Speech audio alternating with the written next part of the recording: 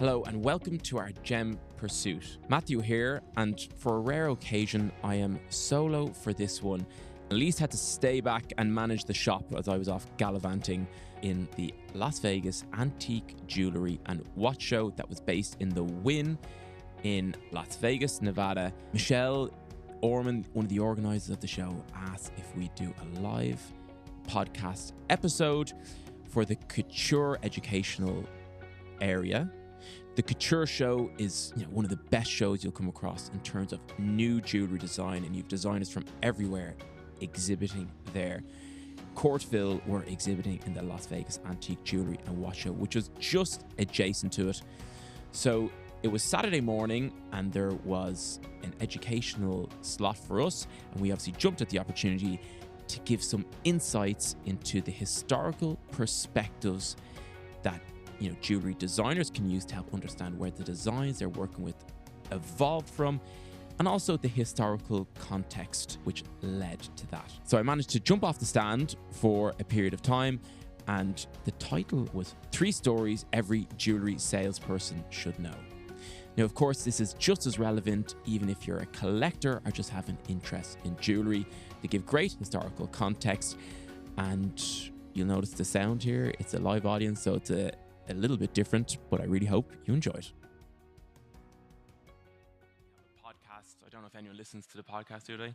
We've been doing it for about 5 years now, and it's an interesting story why we started it. I'd like to give you just a quick insight into that because it also explains the stories I'm about to tell you. I actually originally trained as an accountant before I was in the jewellery business, which probably wasn't my natural calling. Eventually, I went back to a family business, which was an antiques business. Worked there for a little while, and eventually a different shop about 80 yards away came up for sale. And obviously, I had no way of paying for this shop, but the deal I did with the seller was that I pay her a deposit, and I had to pay it back to her over 4 years. So my car, maxed out credit cards, checked down the back of the sofa, everything. Got the deposit together and paid it. That was in 2018, and then in 2020, obviously lockdown, right? So I had to pay over 4 years. I was thinking, this wasn't ideal. So myself and the team I had in the shop, we had to come up with some ideas to market our jewellery in a context where the shop wasn't available for use, right? And I had a fantastic team helping with these ideas. But one of those ideas was a podcast, and it was called Gem Pursuit. And the podcast worked really well for us. And the reason why is that when you're designing jewellery or when you're selling antique jewellery, the story is nearly more important or as equal important as the piece. And even to the buyers, what the piece means to them is fundamental. One story I reference all the time in the store, and the staff will tell you, they're blue in the face of me telling this story, right? But the story of white gold. So platinum was the metal of choice at the turn of the 1900s, and you get to 1917, World War I broke out, white metals, super popular, but platinum has a dual purpose, and it's also an accelerant for gunpowder. So there was no platinum available to be used in the jewellery business. And therefore, very clever jewellers decided you can alloy gold with palladium, silver, different metals, and you'll get white gold. So the history of jewellery design is always based in these stories, and there's 3 of them that I'm going to talk to you about. Why are they important? It's the questions that clients ask you all the time that these stories will help. And it doesn't matter if you're selling designer pieces, if they're like entry level, super high end, if they're a second mortgage on your wrist, it doesn't really matter. These stories will help you in all cases. And I certainly hope that I'll be able to illuminate them slightly for you here today. So the first story I'll tell you about, and the question that we get asked all the time is, and it's almost a simple one, it's, does an engagement ring have to be a diamond? It's so simple, but I know for sure I get asked this all the time. People come in, they want to look at different stones, and they say, why does it have to be a diamond? Well, to answer that one, I have to take you back about 550 years. Before Renaissance Europe, basically, diamonds weren't a symbol of love, devotion, and commitment. They were more a status symbol. They were typically worn by men, elite people. It was kind of represented power, influence, wealth, and so on. But in Renaissance Europe, there was a couple of key events, and they actually transformed diamonds from a symbol of power and influence to a symbol of love, devotion, and commitment, which was absolutely fundamental in the history of the diamond. Now, a lot of people believe that the first diamond engagement ring came from Austria. This story was well believed for a very long time, and it's 1477. It was the Archduke of Austria, Maximilian, and he gave it to Mary of Burgundy. Now, it was a pretty simple ring. It had an M in it with very flat diamonds. This ring was talked about all over Europe at the time. So, I mean, these are two pretty influential people. For a long time, this was believed to be the first recorded instance of a diamond engagement ring. But a friend of the podcast, actually, Marion Feisel, she released a book recently, and it's called The History of Diamond Engagement Rings, A True Romance. And she discovered that the real origin of the diamond engagement ring goes back to Renaissance Italy. And it was 2 years earlier that the Costanza Sforza, Lord of Pesaro, gave a diamond engagement ring to Camilla Aragona from Naples. We know that because it's recorded in manuscripts that are in the Vatican archives. This was a huge deal because, okay, you've got your wedding in Ghent in Austria, and then you've got the one in Pesaro, multi-days affairs, like very opulent, richly documented, widely admired across Europe. This Vatican manuscript is quite detailed. It tells you about the wedding. Camilla arrived to the gates of Pesaro by boat, descended the boat, and went into the wedding. There was costumed figures, massive banquet, ballet dancers, even fireworks, and this was 1475. So you can imagine this scene in Pesaro, Italy in 1475. The central part of this wedding was the ring. It was a point-cut diamond, so as I'm sure a lot of us here will know, it's like a pyramid set in a very simple gold band. And it's documented in the manuscript. There was a poem that was said at the wedding. It said, 2 wills, 2 hearts, 2 passions are bonded in one marriage by a diamond. A lot of diamond lines kind of echo that even today. So I guess the question is, why is this important if you're working in the jewellery business? Well, if you know the historical roots of the diamond engagement ring, it'll give you a key insight into how rings are designed today and why they use these particular stones. It also gives you a really good understanding of why diamonds are a timeless symbol of engagement. A lot of people might think it goes back kind of 100 years, maybe 120, but it's actually 1475. So it helps clients and everyone working in the business appreciate that this is a long-standing tradition dating back like that far. So does an engagement ring have to be a diamond? No, but it does mean you're part of a very old tradition. Of course, anything can be used, and there's qualities around, is the gemstone hard enough, etc., and what are the optical properties, but that shows that diamond rings are around a long time and likely to stay. The second one I would like to talk to you about comes from a question that I get asked at least once a day in the store, if not more, and it's, what do you think of lab-grown diamonds? Like, are you for or against it? And if you sell them, you're probably for it, and if you don't sell them, you're probably against them. But I actually don't see it in those terms at all, really. And the story that I always go back to is, what are synthetic gemstones and why do we manufacture them? At Courtville, we tend to deal with natural stones, but we do occasionally come across very good synthetic stones, typically in Art Deco period jewellery, and they can be absolutely top quality. And I suppose working in the business, it's kind of our responsibility just to explain to different clients what are the benefits and the differences between natural lab-grown stones, and really let them make up their own mind from there. Synthetic gemstones are absolutely gemstones, just made in a slightly different way. The first synthetic gemstones actually weren't used for jewellery at all. They do have lots of qualities and like thermal properties, like they transfer heat very quickly. Obviously, their hardness can be very good for certain applications. So they were first produced for industrial equipment and scientific equipment because obviously natural stones would be too expensive to use for those particular applications. And the very first synthetic sapphire actually comes from 1870, which is even way before Art Deco jewelry. It was done using the flux method. It wasn't really commercially viable.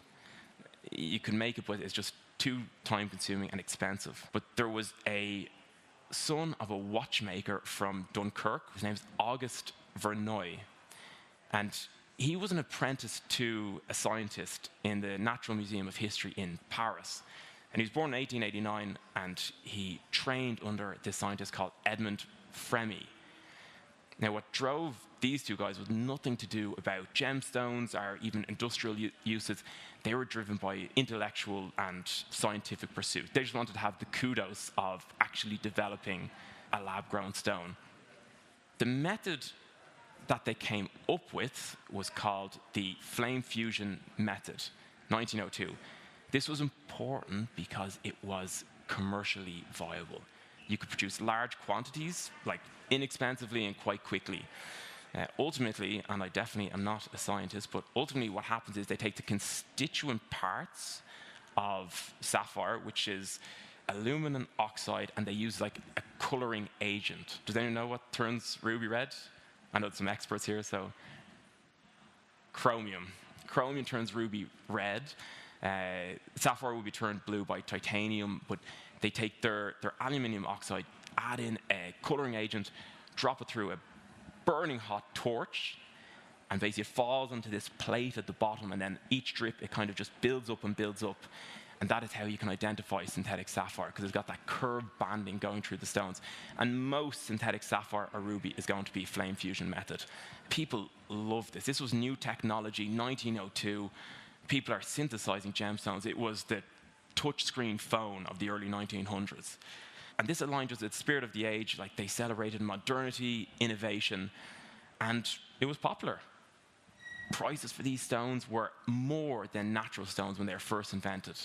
Obviously, limited quantities, people really wanted them, their price was super high. As production increased of synthetic corundum or sapphire at that time, prices started to moderate, and they were about the same as naturals. So you get 1920s jewellery, but because synthetic sapphire was so popular, it was the best jewellery. So as an antique store, I am absolutely not turned off by the fact that something would be synthetic sapphires from the 1920s, because both were the top end of the market. But what happened essentially is supply just started outstripping demand. You can make synthetic sapphires almost any size. So supply outstripped demand and prices went down. If you look at the chart of lab-grown diamonds, it's kind of broadly in line with that.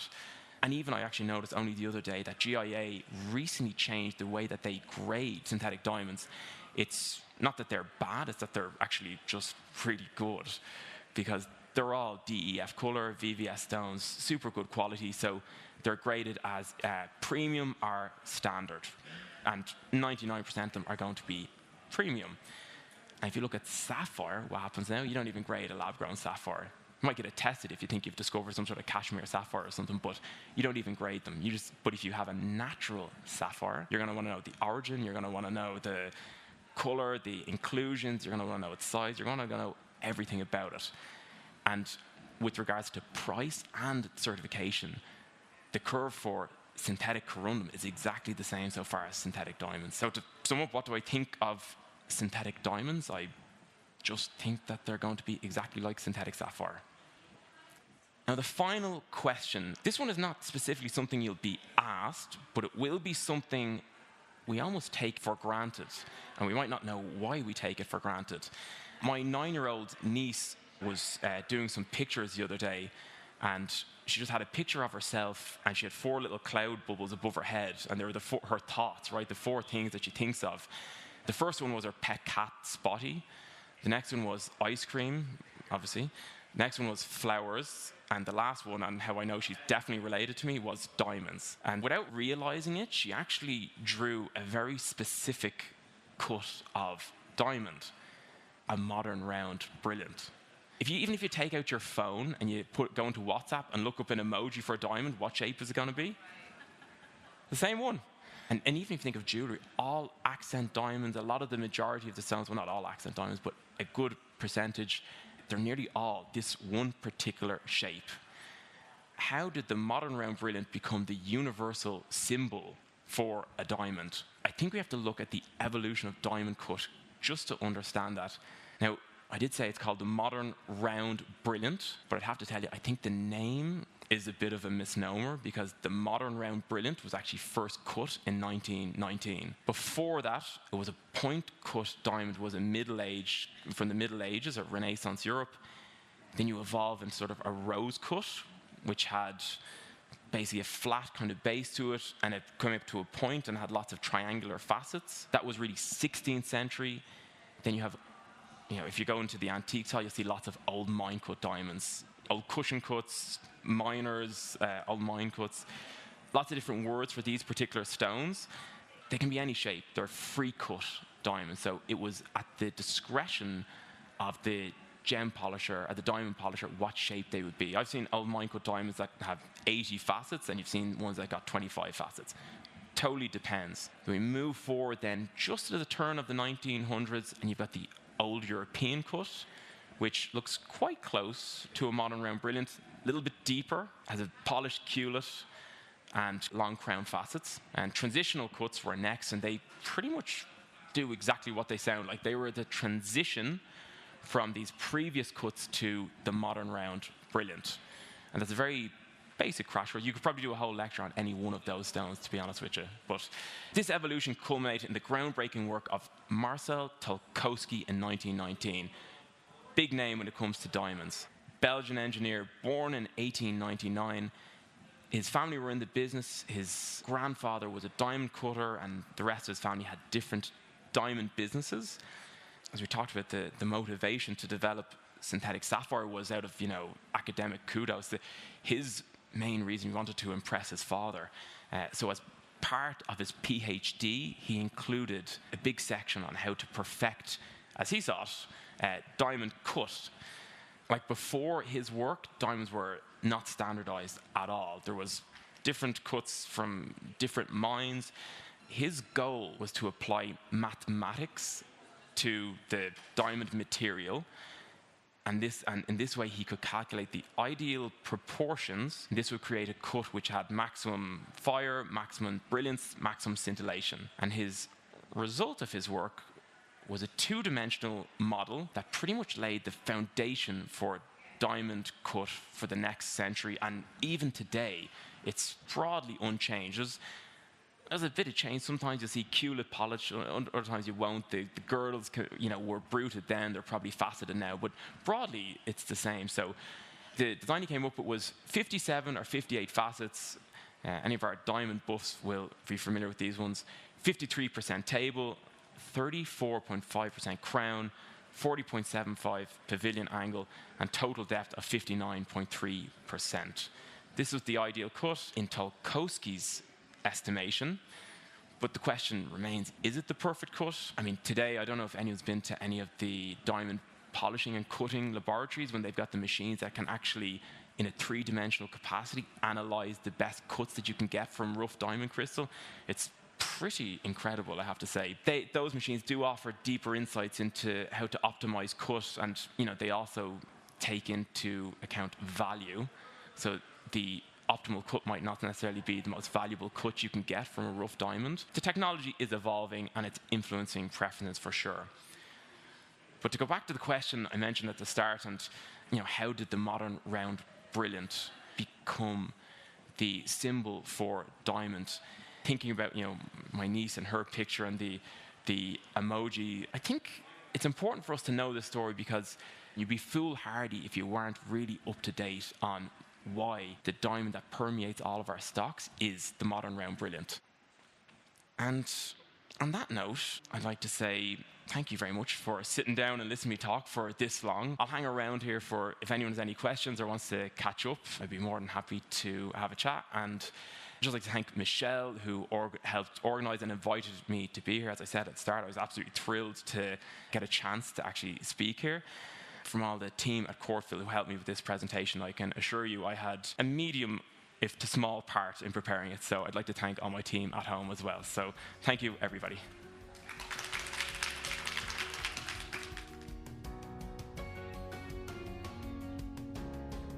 Big thank you to Michelle Orman for reaching out and getting this podcast episode organized. And the sound team on set there that day were fantastic as well. So just a big thank you to them as well. Remember, you can get us on Instagram and also our email experts@courtville.ie. If you have any questions or feedback, we would absolutely love to hear from you. This episode was produced by Ross Hannon of Tape Deck, with project management and research by Veronique Gauguin and Fenia Segudi. For myself, Matthew Weldon, chat you next time.